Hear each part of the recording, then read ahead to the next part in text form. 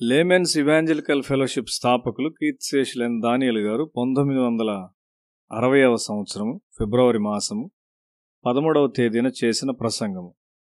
యెషయా గ్రంథము 62వ అధ్యాయం 2వ వచనములో, జనములు నీ నీతిని కనుగొనును, రాజులందరూ నీ మహిమను చూచెదరు, యెహోవా నియమింపబోవు క్రొత్త పేరు నీకు పెట్టబడును.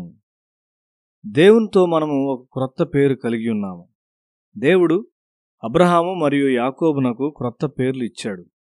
ఇస్సాకునకు క్రొత్త పేరు ఇవ్వబడలేదు. ఎందుకనగా అతడు పుట్టకముందే దేవుని ద్వారా ఆ పేరు ఇవ్వబడినది. ఆదికాండము 17వ అధ్యాయం 19వ వచనములో దేవుడు, నీ భార్య అయిన శారా నిశ్చయముగా నీ కుమారుని కనును, నీవు అతనికి ఇస్సాకు అని పేరు పెట్టుదువు. అతని తరువాత అతని సంతానం కొరకు నిత్య నిబంధనగా నా నిబంధనను అతనితో స్థిరపరచెదను. మనం ఒక సద్భావమును పొందుకొనున్నంత వరకు దేవుడు మనలను నూతన పేరు ద్వారా పిలువడు. మన పేరు ఏమిటో మనం కనుగొనవలసి ఉన్నాం. నూతన పేరు చాలా అర్థవంతమైనది. మనలోనికి దేవుని వాక్యం వెళ్చుండగా మనకొక నూతన స్వభావం వచ్చును.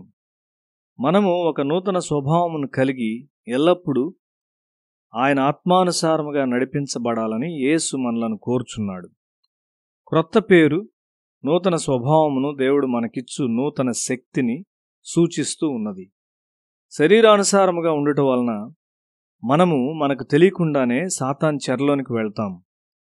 నీవు ఆత్మలో ఉన్నట్లయితే ఎల్లప్పుడూ దీనముగా మరియు సాత్వికముగా ఉంటావు.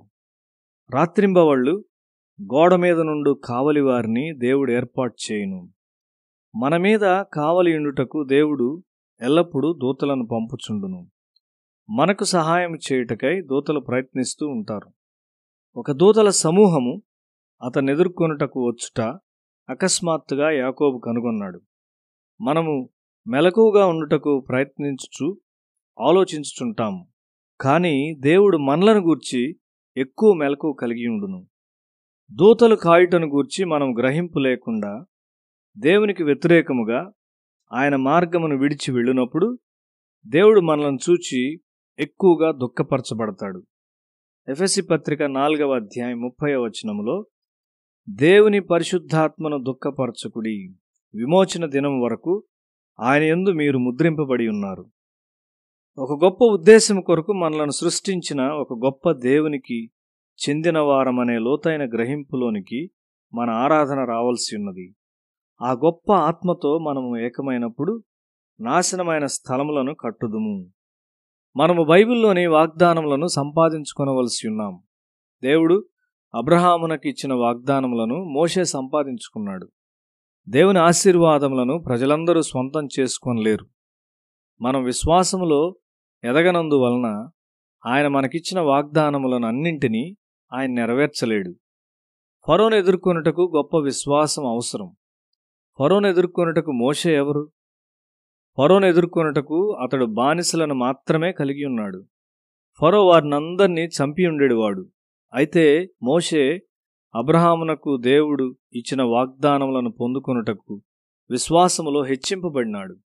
ఈ మనుషులు ఎంత ఎత్తునకు వెళ్లారో గ్రహించాలంటే నీవు దేవుని వాక్యమును ధ్యానించుటకు సమయమును గడపవలసి ఉన్నావు.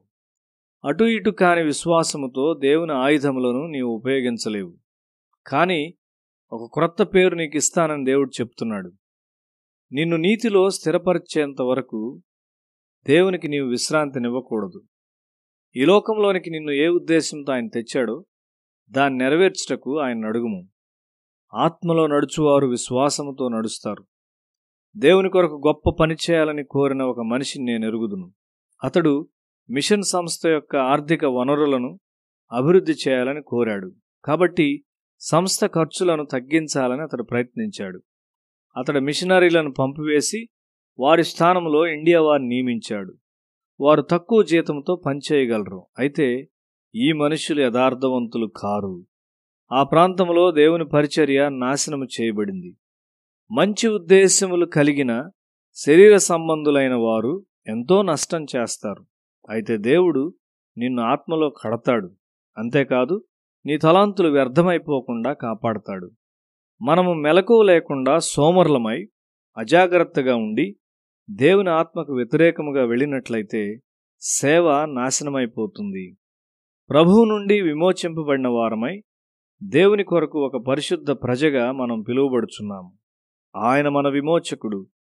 నీవు దాన్ని స్వంతం చేసుకొనవలసి ఉన్నావు.